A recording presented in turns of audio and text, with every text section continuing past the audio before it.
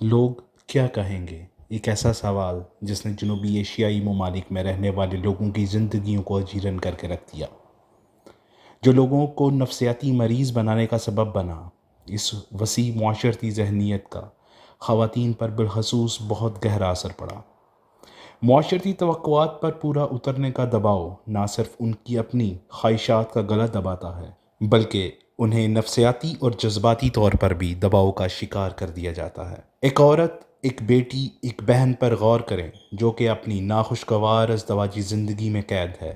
وہ جذباتی اور جسمانی تشدد کا شکار ہے اور اپنی تمام تر کوششوں کے باوجود جب تک ہار کر ایک ایسی بند گلی میں داخل ہوتی ہے کہ جہاں طلاق کے علاوہ اور اسے کوئی راستہ نظر نہیں آتا، اور وہ ڈائیورس ہی اس کی بقا کا آخری راستہ ہے کہ جہاں سے وہ اپنی زندگی دوبارہ شروع کر سکے۔ لیکن جب وہ یہ سوچ ہی رہی ہوتی ہے تو وہاں پر سامنے آتا ہے معاشرہ۔ وہ سب سے پہلا سوال اپنے آپ سے یہ پوچھتی ہے کہ آج اگر میں ڈائیورس لے بھی لوں تو جاؤں گی کہاں، رہوں گی کہاں، کھاؤں گی کیا کروں گی؟ معاشرہ ایک طلاق یافتہ عورت کو ایکسیپٹ نہیں کرتا۔ لوگوں نے اس کا حل یہ بتایا کہ عورت کو اس کا حصہ دو، اس کو خود کفیل بناؤ، جو کہ اچھی چیزیں ہیں۔ ہمارا اسلام بھی یہی کہتا ہے کہ عورت کو وراثت میں حصہ دو۔ لیکن اگر صرف وراثت کا حصہ اور خود کفیل ہونا ہی مسائل کا حل ہوتا تو وہ 20 سال کی جوان بچی، 2 بچوں کی ماں ثانیہ زہرا، جس کے نام وراثت تھی اور اسی وراثت کی وجہ سے اس کا اپنا شوہر اس کا قاتل نکلا،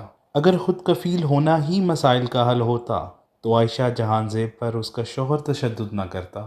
اور پھر میں جب اس بچے پر، اس مزدوری کرنے والے بچے پر عورتوں کی طرف سے کیا گیا تشدد دیکھتا ہوں تو میں یہ سوچنے پر مجبور ہو جاتا ہوں کہ اصل مسئلہ ہماری سوچ کا ہے۔ ہم سب بحیثیت ایک معاشرہ ناکام ہو چکے ہیں۔ یہ ایسا معاشرہ جہاں ظالم باعزت اور مظلوم در بدر بٹکے، وہاں یہی ہوگا، وہاں اسی طرح کے معاملات ہوں۔ وہ کسی نے کیا خوب کہا تھا کہ جن پہ تھا بھروسہ وہی پتے ہوا دینے لگے، جن کے ہاتھ میں قانون تھا، جو انصاف کے علمبردار تھے، وہی آج اس کا سبب بن رہے ہیں۔ ڈسکریمنیشن اس حد تک بڑھ چکی ہے کہ ذاتی پسند ناپسند کی بنا پر لوگوں کو گاجر مولی کی طرح کاٹا جا رہا ہے، لوگوں کی عزتوں کو پامال کیا جا رہا ہے، اور اس بے دردی کے ساتھ کہ انہیں کوئی پوچھنے والا نہیں۔ آج ہمارے معاشرے کو کسی مسیحا کی ضرورت ہے، ورنہ ہماری حیثیت ان طاقتور لوگوں کے سامنے کسی رکھیل سے کم نہیں۔ اس طرح کا بے ہنگم ظالم معاشرہ اکثر اللہ تعالیٰ کے عذاب کا حقدار ہوا کرتا ہے کہ ہمیں یہ کوشش کرنی چاہیے کہ کسی طریقے سے اس کو درست سمت میں لے کے جایا جائے۔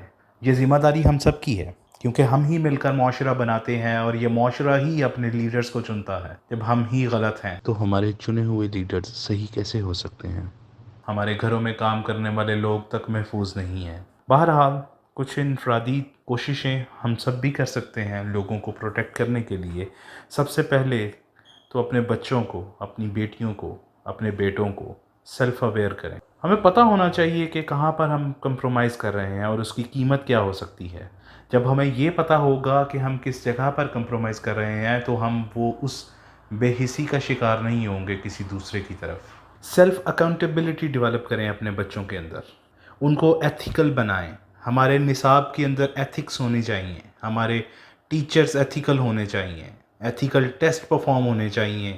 اپنے اندر، اپنے بچوں کے اندر خود اعتمادی پیدا کریں۔ اپنے ساتھ ہونے والی زیادتیوں کو اپنے ارد گرد لوگوں سے شیئر کریں، اپنے آپ کو پازیٹیو رکھیں، گائیڈنس لیں، اپنے آپ کو ایجوکیٹ کریں، سیلف اویئر کریں، اپنے آپ کو اویئرنس دیں نیگیٹو ایفیکٹ سے جو آپ کو جسمانی اور نفسیاتی طور پر دباؤ کا شکار کرتے ہیں۔ اپنے ارد گرد سپورٹیو انوائرمنٹ کریٹ کریں۔ اپنی سوسائٹیز کے اندر چھوٹی چھوٹی ایسی آرگنائزیشنز بنائیں جو لوگوں کے مسائل کو حل کریں۔ فنڈ ریزنگ کی جائے اس طرح کے بچے بچیوں کے لیے جن کو ضرورت ہو، ان کی مالی مدد کی جائے۔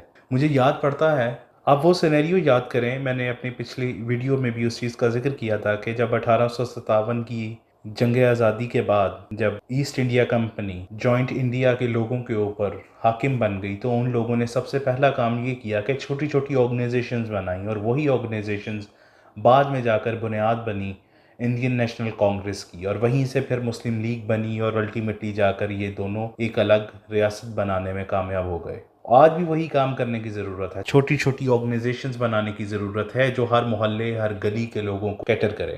اس کے علاوہ اور کوئی حل نہیں ہے ہمیں اس معاشرتی دلدل میں سے نکلنے کا۔ اپنا بہت سا خیال رکھیں، اپنے ارد گرد کے لوگوں کا خیال رکھیں اور زیادتی نہ کریں، اللہ تعالیٰ کو یہ بالکل پسند نہیں۔ جزاک اللہ۔